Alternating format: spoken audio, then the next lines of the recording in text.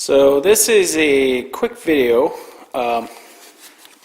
basically of my front bucket hooks and my new little snow pushing and skipping invention. I've never seen one of those. I'll explain the concept and why I did it. But basically my hooks, which are internal, which allows me to put some different clips on and whatnot. I have 3 of them. I have a large property here, and I moved a lot of large stone which I need to hook different ways, and the center one came handy a few times. Now what I did is 1/4-inch plate, 2-inch square tubing with 1/4-inch wall, 1/4-inch plate, 1/4-inch plate, bent to match the slope of the bucket. I used some clevis. This I couldn't find any. I've seen some online that have the flat bottom that you could literally weld on stuff. Couldn't find any here, so I went to Princess Auto and I basically bought a regular one and cut it with a grinder flat, and I welded onto this plate. Put some little wings on so that if I have a chain or something that rocks, it scratches the, if I have a little chain or something that rocks here, the wings protect the bucket from scratches and stuff. My bucket's pretty scratched up right now because it's had a lot of use. By the way, the tractor I bought 2 years ago, I put 650 hours on it already, doing a lot of landscaping work in my 20-acre property here. So it's been put through the test. The other thing I did this winter, just a few weeks ago, is I have a property just out the door here. As you can see, this is a lot of stone. That's what my driveway is made of, 3/4 crushed stone. So basically, when I first pushed the very first snow, I started pushing stuff, and I was grabbing stone like crazy with the bucket. The cutting edge was grabbing on everything. So what I ended up doing is, at first actually I bought some little wheels, and I tried to use them as like snowshoe that you see on blowers and stuff, and I hook them on the side to kind of just roll with the bucket, but keep the bucket about 1 inch off the ground. It worked for about 5 minutes. They bent, they broke, whatever. They were cheap will, but that was just a test. But then with that test, I figured out that if I hit any contour of my driveway, which is not fully flat, the cutting edge would still grab stuff. And then as soon as it grabs, it digs. Like it was like I was using the floating option of the loader to kind of follow the contour, but once you grab something, it just dig in.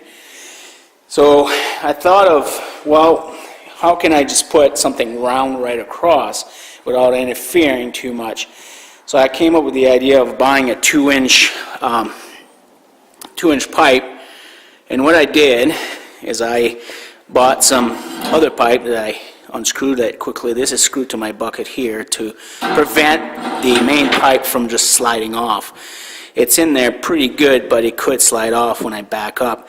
So I made these little pipe that fits. They're not painted or nothing. I just kind of quickly weld them too, just so that I could push snow. So I have one of these on both sides, and what it is basically this pipe here is in there. I just have to kind of nudge it out. Just give me a second here. I just nudge it out of there, and then see it comes out. Now, as you can see, this was kind of a half-assed job. I literally took a grinder. I had nothing to cut. I don't have any metal equipment, but other than a cheap welder, a grinder. So that's what I do everything with. In this case here, I traced the line which I think I did pretty good in this case, I grind myself a groove right across the entire pipe. And once I had that done, because I have these little lipped on my bucket here, these they kind of stick out a little bit and whatnot, and the cutting edge is right here. So then I can stick this pipe into the cutting edge, which I'll kind of put back in to quickly show you. So as I was putting the pipe in there, obviously the first time I was coming across the fact that I was hitting these edge. So I had to mark the area where these were hitting on both sides, and I actually cut groove to match those little things so I could push it further. So let me do this quickly. There. So it locks in pretty easily. Just push it a little bit. When it's locked in that way, these are obviously my little guards that, again, I cut the groove and so that it catches the front one here, and just as a precaution I bolted it. I just drill a little hole there just for basically a little quarter inch hole that fits a small nut and bolt. And that's how quickly I did this. Cost me $14 for the pipe. Took me an hour or so to grind it and fit it in there.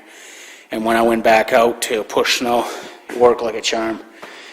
I hardly picked up anything, and I found that just pushing snow, if I had the bucket totally tilt down almost to a 90, then I could actually put downward pressure and still wouldn't grab anything. So it worked out really good.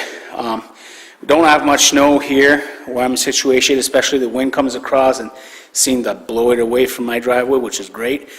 But the odd storm, I need to go out there and push it. So that's why I didn't bother with a snowblower. I've been here 2 years. I had enough snow to justify the expense of a blower. And since I have a loader on my tractor, why not use it? So that's one way I've used the loader without great expense, and it worked great. Cutting edge, as you can see when you look at it profile wise, like you got a 2-inch pipe that sticks out about an inch below, and it's a rounded pipe, so it can't grab anything. You have to put extreme pressure for it to start digging down. And I found that my little safeguards are the one digging the most because they have a sharper edge, especially if I'm turning.